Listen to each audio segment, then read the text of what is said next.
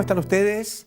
En esta edición de El Campo, la Industria Verde, les prometemos mucho maíz, porque se viene el Congreso de Maizar, estamos calentando motores. Hoy vamos a hablar con el flamante presidente de Maizar, la cadena que coordina a toda la industria del maíz en la Argentina. Su presidente es Aníbal Ivancic y nos va a contar un poco qué es lo que se viene, y también queremos saber quién es él, de qué origen es su actividad, a qué se dedica, para que tengamos un poco una idea de cómo funciona esta cadena. Vamos a seguir con el maíz, pero en este caso con una especialidad que es el pisingallo, y también vamos a tomar la otra gran especialidad que está hermanada con el pisingallo, que es el girasol confitero, conversando con la gente de Snack Crops. Hace mucho que no estamos con ellos, queremos saber cómo ha sido esta campaña y qué es lo que se espera ahora que han cambiado tanto las condiciones internas y globales.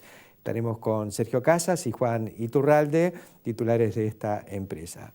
Vamos a conversar también con Mauro Balsa. Mauro coordina los temas de nutrición y agroquímicos de la firma Nidera, es el responsable técnico de esto, y vamos a charlar sobre dos iniciativas fuertes que tiene esta empresa en la materia. Uno es el concurso que hay de nuevo en Mi Suelo, y otro el tema de las buenas prácticas agrícolas a través del programa que ellos llaman de Agricultura Consciente. Y como siempre, Jorge Castro analizando la problemática internacional vinculada con el sector agroalimentario argentino. Estos son entonces los temas y los invitados que vamos a compartir con todos ustedes en esta edición de El Campo, la Industria Verde.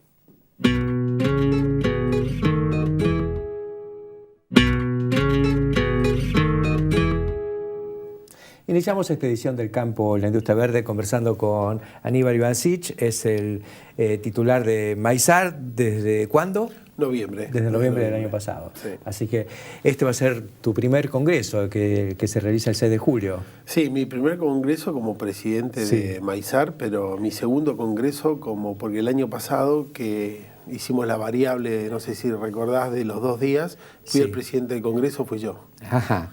Y la incorporación que le di a los congresos fue de hacerlo de 2 días, que ahora volvimos a 1 día, pero los 2 días era fundamentalmente porque quería hacer una ampliación de quitarlos de los congresos casi siempre que son técnicos dirigidos hacia un sector agropecuario en una amplitud hacia la sociedad. Claro. Por eso lo hacen en Parque Norte. Parque Norte, bueno, salimos también de donde lo hacíamos siempre, que estábamos muy limitados también hasta por el lugar, a un público, y en Parque Norte tenés un acceso muy fácil, muy práctico de llegar, tenés 4 salas que vamos a trabajar simultáneamente con distintos temas, ¿no?, relacionados todos a la cadena, a la educación. Y bueno, yo les digo que son congresos dinámicos, ¿no? Donde queremos un ida y vuelta en dar información, pero también recibir información de la gente, del sector agropecuario y fuera del sector. Me parece, ya que es la primera vez que venís aquí al Campo de la Industria Verde, quisiéramos saber un poco más de vos, de dónde venís, porque dentro de la cadena, digamos, tenemos desde el que hace la semilla hasta que el que carga carne al mundo, que también es maíz, ¿no? ¿En qué parte, en qué eslabón de la cadena estás? Bueno, mirá, yo trabajo en una empresa familiar. Hoy es mi padre el presidente de la compañía. Es una empresa que arrancó en 1903. 1903. 1903. Así que 113 años. Sí, señor, en Aceval. Ajá. Arrancamos como ramos generales y bueno, con el tema del ramo generales, un tema de las cobranzas, empezó a cobrar con cereal y bueno, y nos fuimos transformando en acopiadores. Ajá. Mi bisabuelo... Aceval, digamos, cerca de Rosario, a 50 kilómetros de Rosario, sur de Santa Fe. Sí, señor.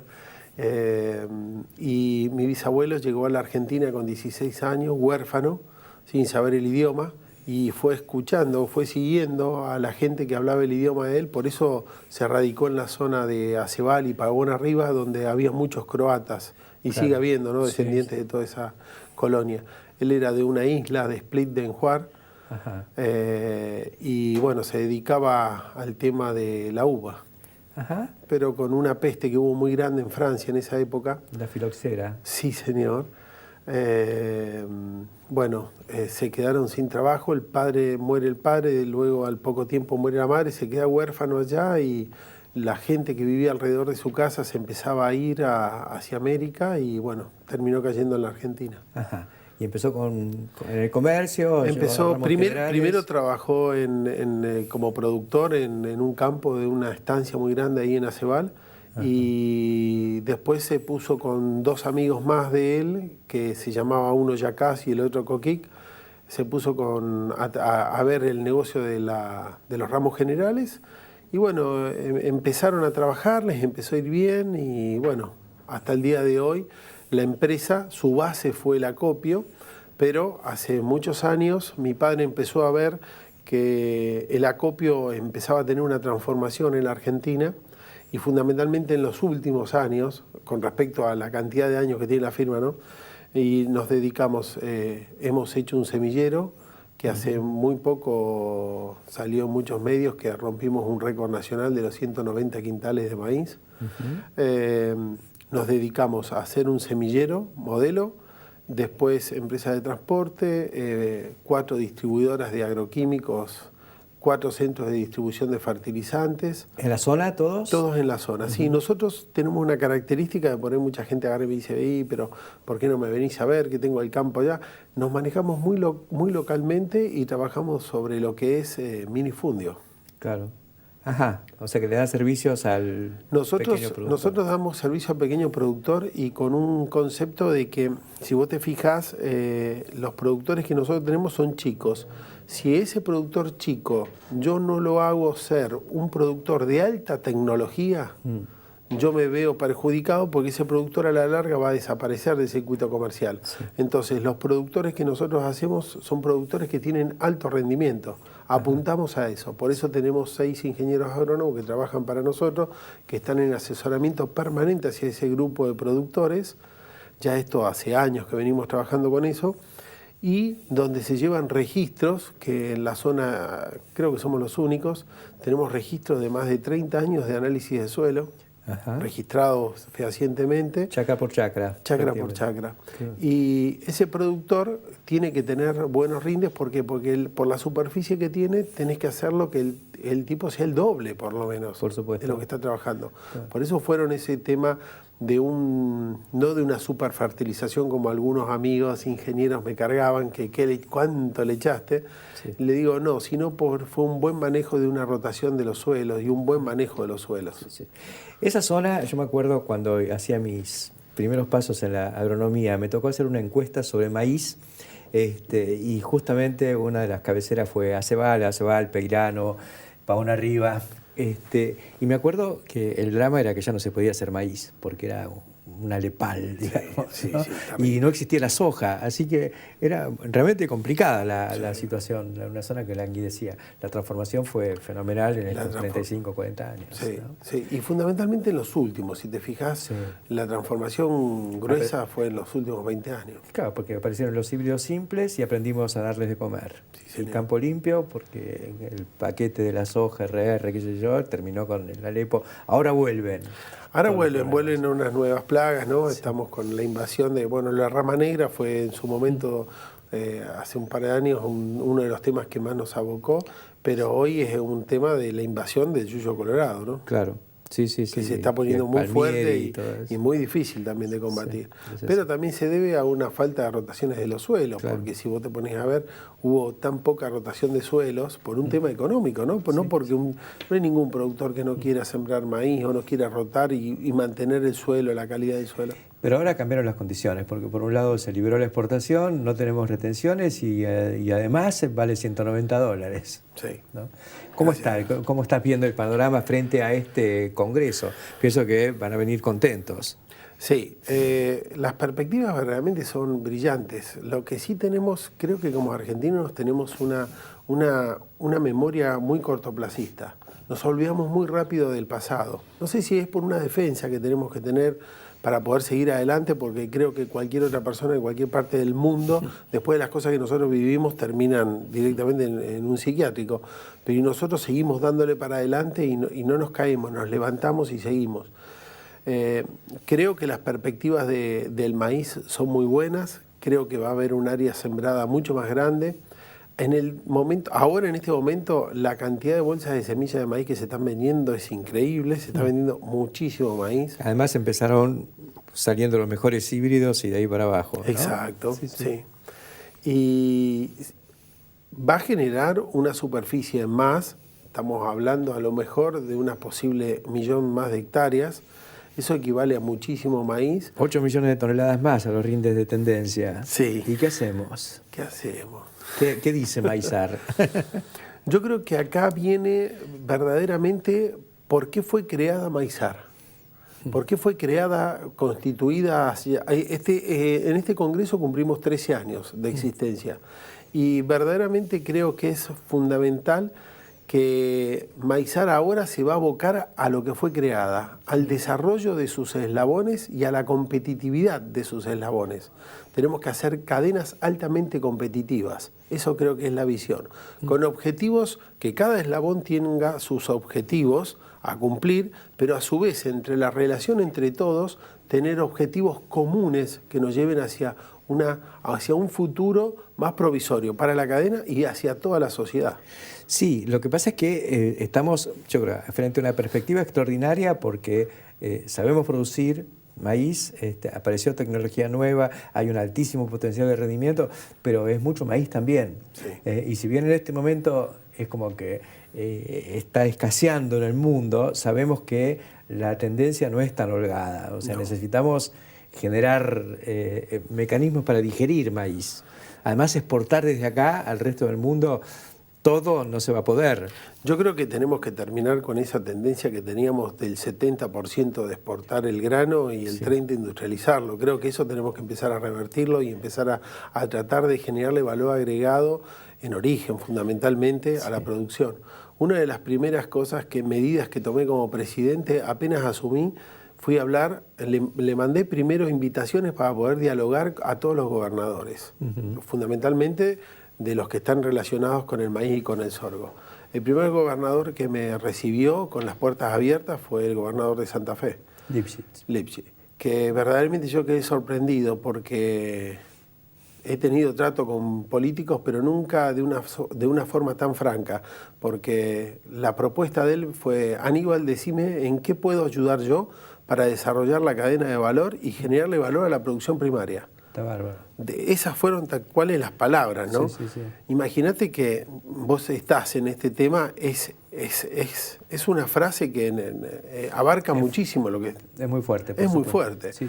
Y le dije, bueno, lo primero que tendríamos que hacer es firmar un marco acuerdo de querer trabajar en conjunto, que vos quieras trabajar con la cadena, porque nosotros no somos una gremia, nosotros somos una cadena, nosotros tenemos un abanico de todos los eslabones que forman parte de Maizar, ¿no? De productivo, ciencia, tecnología, comercio, industria, molienda húmeda, seca, etalón, todo. Entonces, firmar un convenio acuerdo que se firmó ahora en Agroactiva, el día de la inauguración, que no nos compromete en nada a uno y al otro, pero fundamentalmente lo que crea es una puerta para que todos los eslabones de la cadena, a través de Maizar, puedan desarrollar proyectos. Claro. Puedan desarrollar, que nos usen a nosotros como nexo de unión entre algo que tiene que desarrollarse y promocionarse mucho más, que es el diálogo entre lo público y lo privado. Por supuesto. Lo público no quiere decir que al ser público está mal, al contrario, es fundamental. Sí. Se tienen que generar políticas sustentables que salgan del consenso de todos los eslabones hacia largo plazo. En el mundo se decía hace 5 o 6 años, cuando realmente escaseaba el maíz, ¿no? Había el boom del etanol, el petróleo arriba de $100, y bueno, que estamos haciendo demasiadas cosas con el maíz. En la Argentina estamos haciendo demasiadas pocas cosas. Entonces, que una provincia que es la primera o segunda productora de maíz. La verdad es la tercera. ¿Ya Santa Fe es la tercera? Córdoba, Buenos Aires, Santa Fe. Y Santa Fe, bueno. Santa Fe tendría que ser la primera, rápidamente. Y se hacen unas cuantas cosas, porque se hace carne, se hace cerdos, hay grandes criaderos de cerdos y muy importantes en la provincia de Santa Fe, pero bueno, no tiene apenas una planta de etanol, tendría que tener 4 o 5, tendría que estar en el puerto, integradas con las de biodiesel. Sí. Es fenomenal todo lo que se puede hacer. Es increíble lo que se puede hacer. La cuestión es ponernos a charlar y empezar a dialogar sobre estos temas. Por eso, al firmar el marco acuerdo, lo que hemos hecho es abrir la puerta. Sí. La puerta a un mundo que con el diálogo y con este tipo de política que quieren desarrollar este gobierno, yo creo que es muy factible que se logren objetivos que hoy serían incansables. Uno de los puntos que más le interesó al gobernador de Santa Fe fue el tema de los bioplásticos. Claro. Le conté, el mundo está... Bueno, vos sos un gran conocedor de este tema. El mundo está mirando el tema de los bioplásticos por un tema ecológico fundamentalmente. Sí. Hay una conciencia ecológica en el mundo muy grande, muy grande. Vos tenés dos formas de hacer plásticos, a través de los derivados del petróleo o a través de caña de azúcar, derivados agrícolas, caña de azúcar y maíz, ¿no? Sí. Brasil hoy es un productor de bioplásticos. Sí. ¿Por qué nosotros no? Lo vamos a hacer y creo que todo eso va a estar sobre la mesa en el Congreso de Maizar, así que nos vamos a encontrar ahí y vamos a profundizar sobre todos estos temas. Dale. Aníbal. Muchísimas gracias por haber venido a acompañarnos hoy en esta edición del Campo, la Industria Verde, y enseguida continuamos.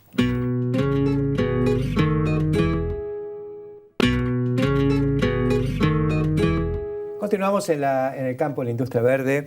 Hace mucho que no hablamos de especialidades, sobre todo desde que cambió el gobierno y se eliminaron las retenciones, se liberó el tipo de cambio, se modificaron todas las condiciones y queremos saber un poco qué es lo que está pasando con esas dos grandes especialidades de los últimos años, que son el girasol confitero y el maíz, el popcorn, digamos. Por eso estamos con la gente de Snack Crops, estamos con Sergio Casas y Juan Iturralde para ver un poco cómo ha sido la campaña, que recuerdo que el año pasado venía bastante difícil, bastante complicada, cómo terminó y dónde estamos parados ahora. Bueno, a nivel de precios, y el 2015 fue un año muy, muy duro. El precio del maíz pisingallo tuvo una baja en valores históricos que fue un mínimo. Se llegó a vender mercadería por debajo de los $330 el FOB. Al mismo tiempo, los altos costos en dólares de la Argentina en el 2015 estrangularon toda chance de un margen positivo. Y esto generó mucha salida de producción para lo que es la campaña 2016, donde nos encontramos con un mínimo histórico de producción. Nosotros calculamos en total no más de 15 a 16.000 hectáreas, cuando normalmente la Argentina produce entre 55 y 65.000 hectáreas. ¿Eso es lo que se espera para el 2016 o lo que pasó en el 2015? Eso fue lo que pasó. Eso es lo que pasó en el 2016 y en el 2015. En el 2015 hubo un exceso de producción, exceso de oferentes, mucha gente sembró sin contrato, sin tener un operador sólido que garantice la compra del producto y bueno, llegamos a los precios que llegamos, que mencionaba. Ese es uno de los síndromes de los últimos años, ¿no? Que aparece de pronto la quimera de la moda. La moda de la especialidad y pum, se tira en la pileta, alguien le vende la semilla prometiendo un precio y después... Que después no sucede, porque el precio que promete es el que pasó, no es el futuro. Claro. No hay futuros en este mercado. Y la clave siempre es hacer contratos con gente seria que esté en el negocio. Hay muchos operadores y muy buenos en el mercado, pero la clave es que el productor que siembre especialidades, sea el popcorn, girasol confitero, garbanzos, hay muchas especialidades que se están haciendo en Argentina, tenga bien claro a quién va a entregar su producción. Claro. Sí, y ya, ¿ustedes cuántos años tienen en el mercado, en este negocio? Y empezamos en el negocio del pisingallo en el año 89. Así que ni quiero contar. Casi, los 27, 28 años. Qué viejos somos, ¿no? Pasa el tiempo. Bueno, es la única forma, para mí no. Es la única forma de seguir vivo, de cumplir años. Así que, qué bueno. ¿Dónde están instalados, Juan? Refrescanos un poco. Nosotros estamos en Pegojó. Sí. Y lo que, digamos, recibimos de productores que están más o menos a 100 kilómetros a redonda, 150 kilómetros a redonda. Es decir, lo que vendría a ser Trenquelauquen en América, Y el foco está puesto entonces en esa zona. En esa digamos. zona. ¿Y cómo está el interés este año para los productores? Primero, ¿qué está pasando con los precios? Porque yo interpreto que si la Argentina se redujo en un 60%, y Argentina es medio factor del mercado. Claro. Entonces, Sí. Bueno, ¿cómo? Bueno, ahí lo que sucedió es que junto con la baja de la producción de lo que es la producción del año 2016, lo que estamos terminando de cosechar ahora, ocurrieron sequías en Sudáfrica, que también afectaron. Sudáfrica es el cuarto exportador hoy en el mundo de pisingallo. Y también Brasil sufrió en lo que es la zona de Mato Grosso. Brasil también se había metido a producir Sí. pisingallo. Bueno, Brasil es el segundo consumidor mundial. Consumidor. Sí, Claro. y había comenzado, digamos, a exportar de la mano de los precios históricos altos del pisingallo, ¿no? Claro. Y de una estructura de costo que era mucho más competitiva en el año 2014 y 2015, sobre todo en el 2015, con el real. con el real alto. ya, digamos, devaluado. Y ahí sí empezó a competir por mercados que la Argentina ya tenía. ¿Cómo estamos hoy? Digamos, el año pasado había mucha gente que se largaba por su cuenta y así le fue. Sí. Este año, todos escaldados, o sigue el interés, hay gente que está buscando entrar. Yo creo que el productor llegó a las especialidades un poco empujado con el tema de las retenciones durante los últimos 12 años. Claro. Un poco queriendo escapar de las retenciones, veía en la especialidad una forma de hacer algo con mayor valor agregado y quedar fuera del esquema de... Porque, digamos, estos productos pagaban el 5%. 5%, claro, sí. contra el 20%. así Entonces, de alguna forma, pero no tenían en cuenta que es eso, un producto de nicho, Sí. donde vos podés producir una determinada cantidad. La Argentina produce bien y comercializa bien 220, 230 mil toneladas. Si producís 260 mil toneladas, saturaste el mercado. el mercado te lo hace pagar. Claro. ¿Mm? De la misma forma que si la producción está por debajo de las 230, 240 mil toneladas, bueno, los precios suben más que proporcionalmente. ¿Qué superficie esperan para este año contratar, digamos, ustedes? ¿A qué están apuntando? Nosotros estamos apuntando a una producción para snack crops, digamos, de en torno a las 30.000 toneladas. Ajá. Parte de producción propia. Nosotros en nuestro modelo productivo ya tenemos al menos un tercio de nuestra producción, un esquema de producción propia. Y el resto a través de un esquema participativo que en alguna vez hemos comentado, un porcentaje del valor FOB de nuestras exportaciones que compartimos con nuestros productores. En Girasol Confitero lo que estamos haciendo es más producción propia, pero siempre escuchamos a algún productor que se quiera acercar y quiera participar también en el negocio. Pero el foco hoy está puesto más en pisingallo que en confitero. Estamos viendo en pisingallo, sí, como para contratos, para contratos, digamos, la mejor opción, sí. Ajá. ¿Cuáles son los principales mercados?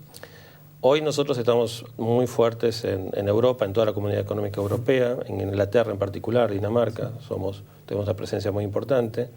Ahí, ¿cómo funciona la cuestión de eventual contaminación o aparición de OGMs? Bueno, ahí es un punto muy importante porque justamente en los últimos años empezaron a haber alertas, se llaman RAF, que son alertas que da la Comunidad Económica Europea de aparición de eventos de contaminación por OGM en pisingallo. Y esto generó que digamos, se empezaran a certificar las plantas que procesan el maíz pisingallo para que justamente haya trazabilidad.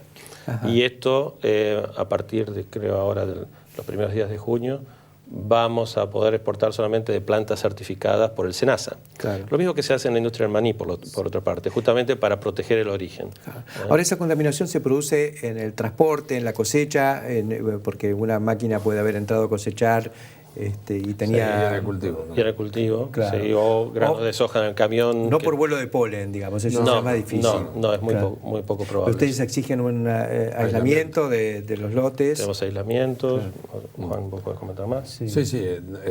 Digamos, por contrato tiene que estar aislado de otros maíces que sean transgénicos. Claro. O que tengan algún evento, ¿no? Claro. Y requerimos que sean más o menos 400 metros de ese es de separación. El estándar, digamos. Sí. Para pero es muy raro que se... Sí. El hecho de justamente de no tener eventos de defensa de insectos y demás, ¿implica que hay que hacer aplicaciones hace falta tratarlo con insecticidas. Sí, hay que tratarlos con insecticidas para tener buena calidad, para que no haya rendimiento y calidad. Daño de insectos. Sin embargo, este año, por ejemplo, los rendimientos fueron realmente excelentes.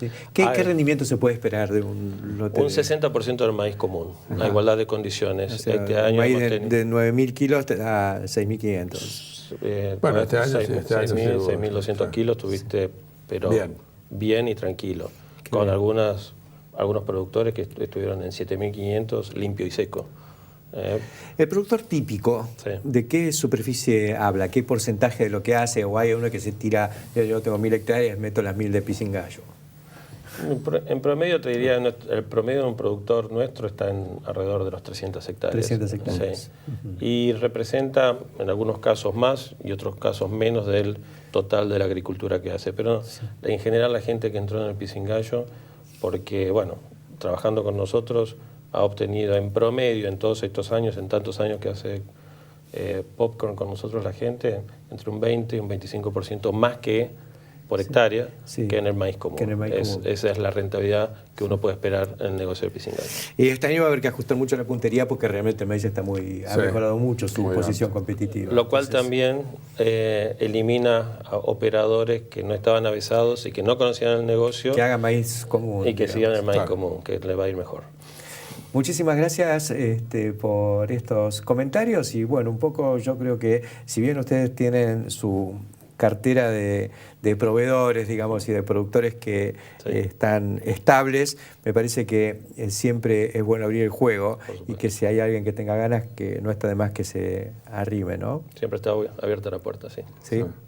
Muchísimas gracias entonces por habernos acompañado aquí en esta edición del Campo, la Industria Verde, poniéndonos al día sobre lo que está pasando con estas dos especialidades que yo creo que son las más interesantes y más consolidadas en los últimos años. Gracias entonces. Muchas gracias. Y enseguida continuamos.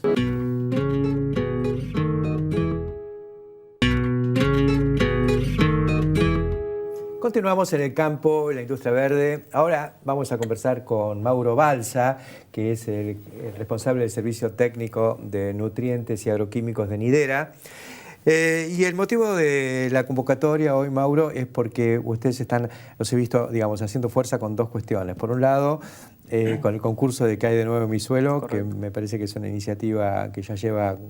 Sí, varios años. Esta es la 9ª edición. 9ª edición. No solo es importante en sí mismo, sino la continuidad, ¿no? Y la otra cuestión es agricultura consciente, que es una preocupación que atraviesa un poco a todo el sector, pero bueno, Nidera sé que tiene un programa específico con su página web y forzando un poco la máquina con todo esto, ¿no? Vamos a conversar un poquito las dos cosas. Primero lo del concurso, ¿cómo viene? Bueno, ¿cuál es el objetivo este año? Este año el objetivo del concurso, bueno, como te decía, ya esta es el 9º año, la 9ª edición. Y de alguna manera, con el transcurso de los años, lo que vimos es que bueno, había algunas cuestiones que podían mejorarse. Y en vista de eso, lo que hicimos fue realizar alguna modificación en lo que es su dinámica. En las ediciones anteriores consistía en que las distintas escuelas agropecuarias participantes realizaran un ensayo de fertilización. A lo largo de los distintos años se fue haciendo en distintos cultivos, en la rotación, digamos, maíz, soja, trigo. Y bueno, lo que pensamos este año es, en lo que respecta a la dinámica, es no solamente que no necesariamente tengan que hacer un ensayo, sino pensarlo como actividades y también una parte teórica, por decirlo de alguna manera. Ajá. Es decir, que no pierda la esencia del concurso, que era justamente las actividades de ver cómo hacer el seguimiento de cultivo y demás. Y por eso planteamos lo de hacer una práctica. Por ejemplo, la primera corresponde a lo que es el muestreo de suelos. Ajá. Entonces lo que pretendemos es que las escuelas puedan realizar el muestreo, nos envían las muestras con los resultados, van a poder hacer un informe en relación a las características del suelo que tiene la escuela en esa zona, el clima y demás. Está bien. ¿Eso en abstracto o relacionado con el cultivo que quieren implantar? En principio va a estar dirigido a un cultivo. Sí, pero no es que va a estar atado a qué es lo que se siembra en ese lote. Claro. Porque, bueno, algunas justamente las dificultades que tenían algunas de las escuelas es a lo mejor no poder conseguir un lote cercano o alguna cuestión climática o de maquinaria, entonces para evitar que bueno, no puedan participar o que queden en el camino, de alguna manera que se pensó una nueva dinámica, ¿no es cierto? Perfecto. ¿Y cómo cayó esto? ¿Se anotaron muchas escuelas? Realmente muy bien. Estamos asombrados en la cantidad de escuelas que hubo.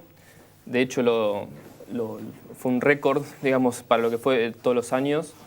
Así que hay más de 90 escuelas inscriptas. Siempre eran 45, 50. Correcto. Entonces veníamos del trigo del año pasado, que habían sido alrededor de 55. Y bueno, realmente hubo un salto importante, así que a lo mejor es en sintonía a lo mejor con algunas perspectivas de los cultivos, pero también creemos que bueno, la metodología que se ajusta más. Sí, es aparentemente diría que aventura decir que es una combinación de las dos cosas. Hay un revival, un renacimiento en todos los niveles que también impacta en las escuelas agrotécnicas, y este cambio metodológico que muchos que por ahí se frustraban de entrada ahora tienen la second chance. Exactamente. Y la idea es que esté ajustado se ajuste más al periodo de clases, por ejemplo. Esa también era una limitación que encontrábamos.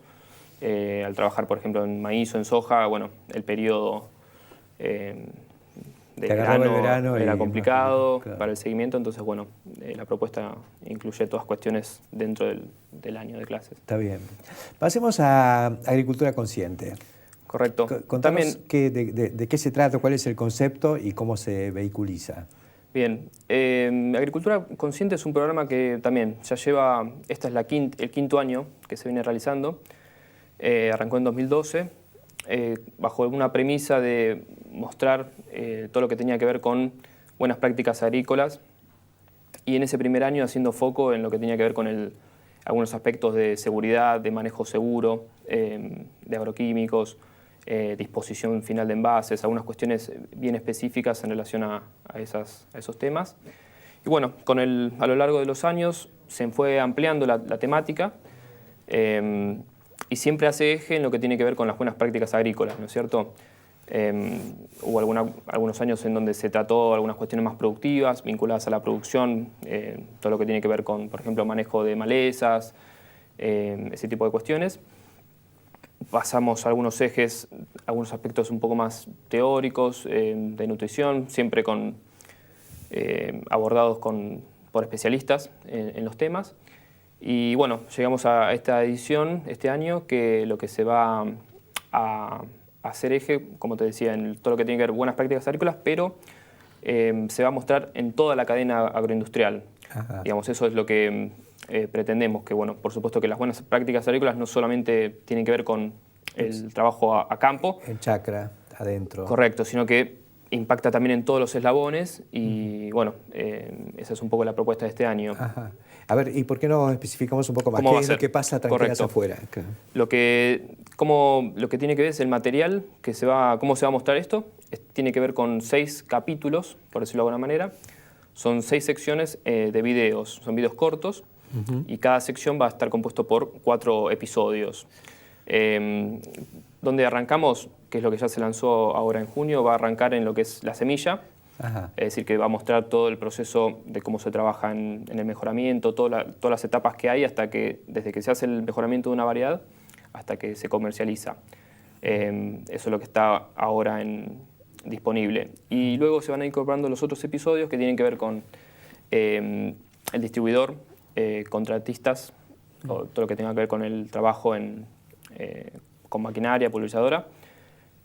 Por supuesto la figura del productor, la esencia de buenas prácticas, y se va a llegar tanto a lo que es el procesamiento de la producción hasta lo que es llegar al final del eslabón con un material, un aceite, hasta la refinería, digamos. Es decir, mostrando cómo se debe hacer cada una de esas cosas. Correcto. ¿Cuáles son los aspectos a tener en cuenta para evitar contaminaciones o malos...? Por ejemplo, exactamente, o sea, mostrar en todos los eslabones cómo se debe trabajar responsablemente, teniendo en cuenta esos aspectos, ¿no? de buenas prácticas, ¿no es cierto? ¿Y esto está vinculado con el área de semillas de Nidera o está concentrado en la división de nutrición? Sí, en realidad realmente en lo que son estos 6 episodios se abre, digamos, el juego porque se va a mostrar aspectos de semilla, con lo cual hay estos videos se hicieron por ejemplo en Venado Tuerto, con lo cual ahí se muestran esas etapas de semilla y se llega incluso a otras etapas de procesamiento y refinería que también son otros eslabones donde Nidera tiene presencia, ¿no es cierto? Yo a veces pienso, no es una crítica, pero sí algo que vale la pena marcar. Me parece que Nidera tenía que haber explotado desde hace mucho tiempo, muchas veces esa condición casi única que tiene el mercado, que es que está desde la genética hasta el litro de aceite embotellado en la góndola de un supermercado, ¿no? Sí, el aspecto de integración de toda la... Sí, todo el mundo sabe que es muy fuerte en semillas, es fuerte, tiene agroquímicos, es fuerte en crush, qué sé yo, pero no se ha trabajado mucho sobre no sabía cómo la cadena en integral. su conjunto, ¿no? Claro. Así que bienvenida a esa serie de videos, espero disponer de ellas y ir pasándola también en nuestro programa. Van a estar disponibles, como te decía, ya está la primera sección a partir de junio y luego se van a ir subiendo por mes. En la página web de agriculturaconsciente.com, exactamente, van a estar disponibles. La veremos atentamente. Muchas gracias, Mauro, por contarnos en qué están, tanto con la parte del concurso de que hay de nuevo en mi suelo, como con estas actividades de agricultura consciente. Bueno, muchas gracias. Enseguida continuamos.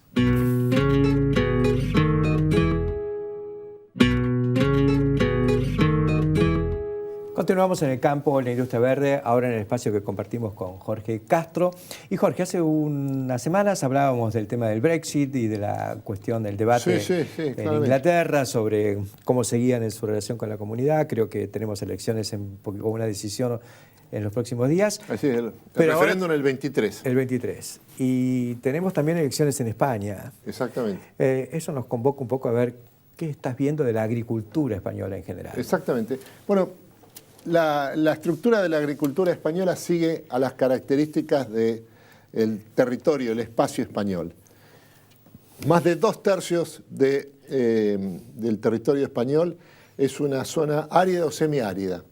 Sobre todo es la gran meseta central, en donde la carencia de agua es un requisito y una característica fundamental.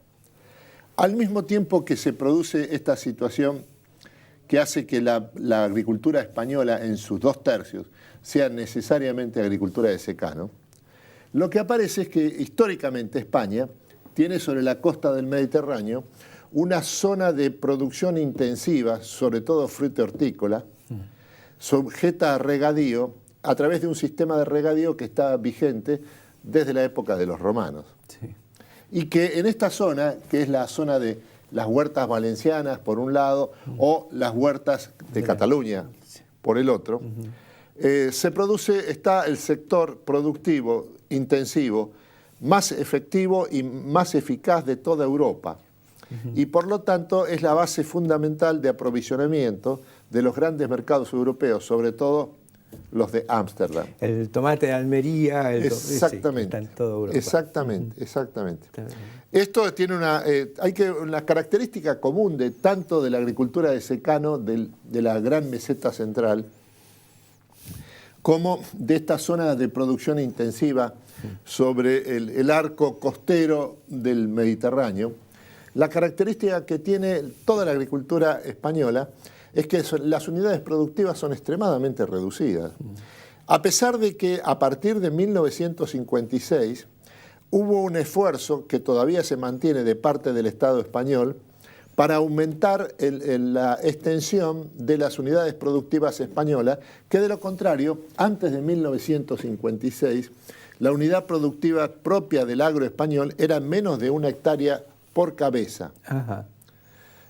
Por cada titular de esa unidad productiva, ese espacio era de menos de 1 hectárea. Ahora el promedio de las unidades productivas españolas ha crecido, pero no mucho, es menos de 3 hectáreas por cabeza. Pero explotada de una manera muy intensiva. Muy intensiva, sí, sobre todo en esta zona de las huertas, de la producción intensiva del arco mediterráneo. En la agricultura del secano, especialmente en las zonas de la gran meseta central de España, en donde está situada ante todo Castilla, Castilla la Vieja, Albacete. Albacete, Extremadura, Castilla-La Mancha. Claro. Ahí se despliega la industria de la vitivinicultura española. España tiene la tercera industria vitivinícola de Europa, después de Italia y de Francia. Y la característica que tiene la producción vitivinícola española es que el contenido en términos de alcohol de la producción de vino en España es menor que el de Italia o el de Francia. Pero las marcas tienen mayor impacto en el mercado internacional. Por eso es que España, aún siendo el tercer productor de Europa en términos de capacidad productiva de la industria vitivinícola, es el primer exportador europeo. Sobre todo los dos grandes mercados emergentes de la demanda emergente para los vinos europeos y en general del sistema mundial, que son China y Estados Unidos. ¿Ah, sí? Eso es. A través de marcas reconocidas internacionalmente, muchas de las cuales se han transformado en sinónimos específicos de determinadas características de vinos. Claro, con denominación de origen, un vino de Rioja o de Duero. Exactamente. Claro. Qué notable. ¿Y cómo impacta eso? Digamos, ¿cómo es la relación de fuerzas entre el sector agrícola español y el resto de la sociedad? ¿Cómo pesan los partidos políticos? El campo en España tiene un papel reducido en la construcción del Producto Bruto Español, no más de 2.6% del total del producto de España, producto español, proviene de la producción agrícola. En su conjunto, el sistema productivo español está encauzado a través del respaldo al Partido Popular que encabeza el presidente del gobierno de España, que es Mariano Rajoy. Claramente, los otros partidos, especialmente el Partido Socialista Obrero Español, son partidos urbanos, de los grandes centros urbanos españoles. Ahora, dentro de esto, si es tan baja la incidencia del sector agrícola en el Producto Bruto, ¿cómo se compone el resto del Producto Bruto español? ¿Pesa mucho la industria, el turismo? No, fundamentalmente los servicios, y en los últimos 15 años lo que se ha desarrollado es un sector extremadamente competitivo de exportador de productos industriales, especialmente la industria automotriz. España tiene la industria automotriz más competitiva del continente, que en términos de costos es inferior incluso su estructura de costos que la industria automotriz alemana. Muchas de las marcas alemanas principales producen en España y desde allí exportan al mundo. Qué interesante es esto. Bueno, vamos a ver cómo impacta este tema tan crítico de las elecciones en distintos países de Europa en un momento donde está todo bastante convulsionado. Exactamente, digamos. está convulsionado porque lo que está en juego es muy importante. Gracias, Jorge, por los comentarios de hoy. Hoy nos tocó España, vamos a ir recorriendo. Viajando. Viajando. Enseguida continuamos.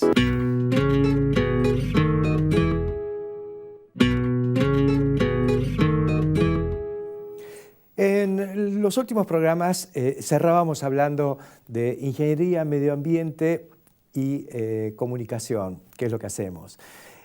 Hoy quería redondear un poco estos conceptos que hemos ido vertiendo en los últimos programas, tomando como eje lo que ha sido el leitmotiv de nuestro programa de hoy, que es el maíz. Todos sabemos la importancia que tiene el maíz para la sustentabilidad, para poder preservar nuestro sistema productivo, porque el maíz no solo permite rotar cultivos, rota herbicidas, si es que los manejamos adecuadamente y eligiendo lo que tenemos que ubicar en cada lote en función de lo que nos indican las pautas de la agronomía. Pero hay una cuestión que es clave, es decir, lo estábamos esperando y estábamos esperando las condiciones que ahora se dan para el maíz, a lo cual se suma esta situación, este incipiente digamos, hot and dry, digamos, un periodo cálido y seco cuando se van aproximando los cultivos del Corn Belt de los Estados Unidos a su momento crítico de la floración. Necesitamos al maíz dentro de nuestra rotación, necesitamos darle continuidad a esto, pero también sabemos que con mucho volumen de maíz en el mercado internacional no vamos a contribuir a que los precios se mantengan sostenidos.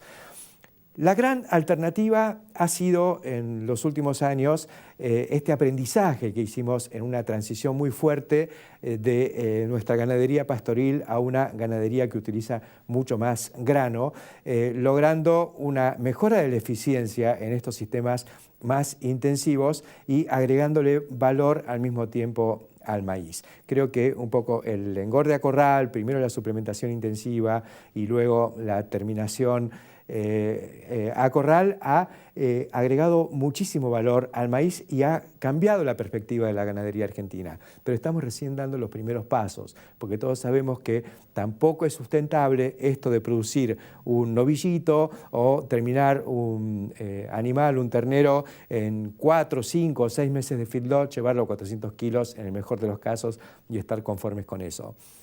Necesitamos, y es fundamental, estirar la recría con una cría eficiente, una cría económica, una recría económica que nos permita entrar al corral con un animal más grande. Eso va a redundar en un beneficio para el conjunto de la economía porque van a ser más kilos de carne para mercado interno y para exportación y al mismo tiempo mayor uso de maíz porque los animales más pesados tienen un índice de conversión que ya sabemos que es inferior. Para todo lo cual, lo que vamos a necesitar es una actividad con empresas frigoríficas exportadoras fuertes que puedan defender el precio en el mercado internacional. No es lo que está ocurriendo hoy, donde estamos privilegiando el consumo interno, estamos hipertrofiando una cadena basada en el consumo y en el consumo del animal liviano, lo que deja fuera de competencia a los frigoríficos exportadores, que son los que están más capacitados para atender esta demanda.